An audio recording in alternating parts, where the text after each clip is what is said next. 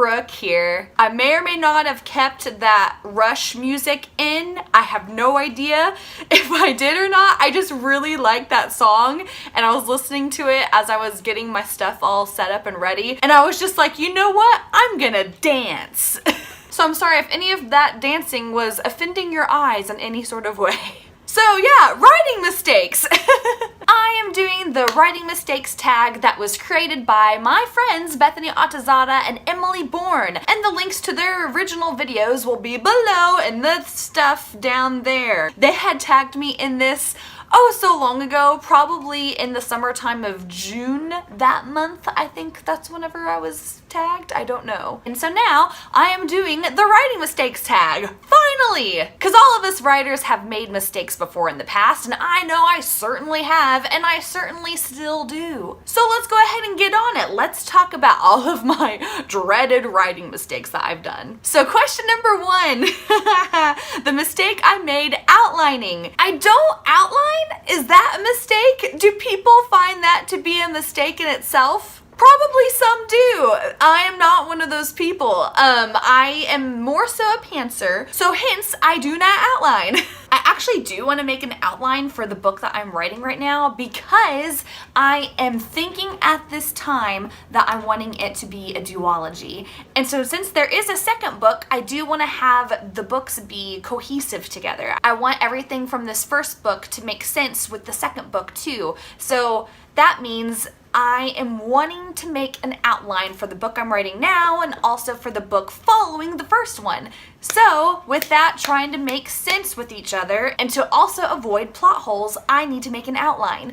And I haven't made an outline yet for this book or the second one. I think if you were someone who was writing a standalone book, I think going off of yourself and not having an outline behind you, I think that is a-okay. But since I am trying to do a duology, I need to do it, so that's gonna be my mistake, is not doing an outline. But I just recently came to the conclusion that my book will be split into a duology because it just makes sense for what all is going to happen. So I don't feel too guilty that I hadn't made an outline before. It just is like all of a sudden hit me like this will be a duology, so I need to jump on that and go ahead and outline. Can you sense the dread and like the fear and just like the annoyance of me having to outline? I don't like to outline. It's so boring.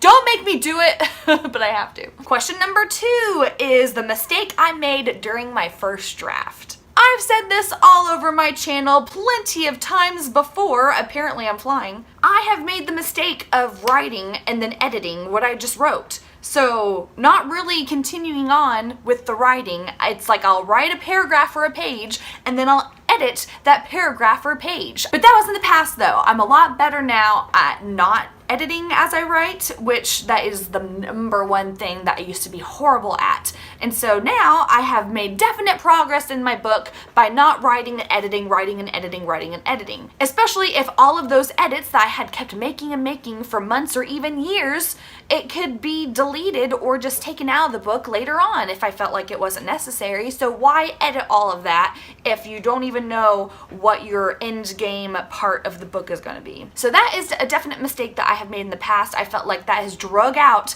my writing time of writing my first book, is that I wrote and edited all the time. And so writing my first book took forever because of that. And I felt like I've been a lot more speedy writing the book I'm currently working on right now. So I'm so much happier that things are finally getting done and accomplished, and that is because I have avoided that mistake a lot more so. Question number 3 is the mistake I made while revising and editing. So whenever it is time to edit and revise my book, I'm gonna have a totally different plan compared to whenever I had written the first book that I ever wrote, which whenever I was editing that, I always edited the first chapter over and over and over and over and over again, and then I would move on, edit that second chapter, and then same thing. It was like over and over and over again I would be looking at the same chapter and re-editing and revising. And you can't do that. I feel like my new plan is to, whenever I am revising and editing in the second or third or fourth draft or whatever draft I'm on, it's like you do it once, you go over a chapter once, and then you move on, and then you might have to, of course, make more edits later on, but But that way you're not just so heavily stuck on one chapter for like a month of editing. I felt like I did that all the time, of where it was like, this month I'm working on chapter 1, and then the next month I'm working on chapter 2. Why would I do that to myself? That's gonna take for freaking ever to finish your book. And it did. It took me for freaking ever to finish that book I was working on. So that was a heavy mistake on my part of just spending way too much time on whatever chapter I was working on, and I'm not doing that again. Question number 4, which is the mistakes I make with time management. This is a struggle I still deal with today, which is not using my time well for writing. I feel like that I just push writing to the side and think, oh, I'll do it later tonight, I'll do it later, I'll do it later. And then once later comes around, then I'm too tired, or I have excuses out the wazoo as to why not to go ahead and work on my book. So I never use the time that I have free and available to write. I sometimes have a struggle of going ahead and actually working on my book. And I don't know why we do this. I feel like every writer does this, where it's like, I'll work on it later, and then you never get to it. Don't know why this happens to us, but it does. And I honestly need to have a writing schedule. I don't have a writing schedule at this moment, and I need to make one. I need to like make a calendar of like, this is the time I'm gonna go ahead and write, and this is the time I'm gonna take a break, or I'm gonna be done. I need to make out those time allotted times.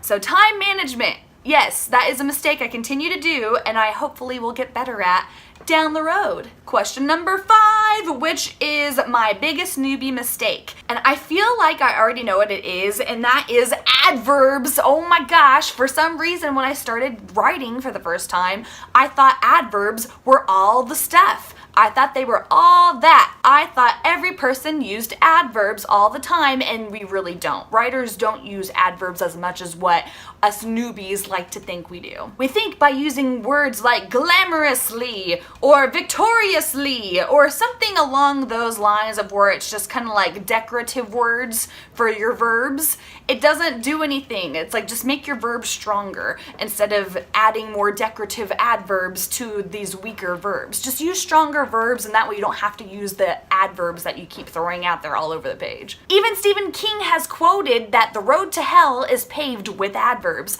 and I honestly believe him. And question number 6, which is the biggest mistake I see other writers make. I feel like info dumps is something that is so hard to get over that hump if you're a new writer. Info dumps help you as a writer whenever you're writing maybe your first or second draft or so that way it's like, okay, you know what's going on in the world, you know what's going on in the character's backstory, but we readers don't really want to read that all at once, all the time, all in like the first chapter or two. We want to have them spread out magically throughout your pages. But yeah, I just feel like info dumps are still something of a mistake-ish. Not really so much mistake, it's just a style that I technically don't care for as much, but I do feel like with newbie writers that happens a lot, to where it just needs some tightening up and needs to not just have all of your thoughts be thrown up onto like the first chapter or two. Alright, so that was the writing mistakes tag, and thank you so much. Oh my gosh, who tagged me? It was either Emily or Bethany, I forgot.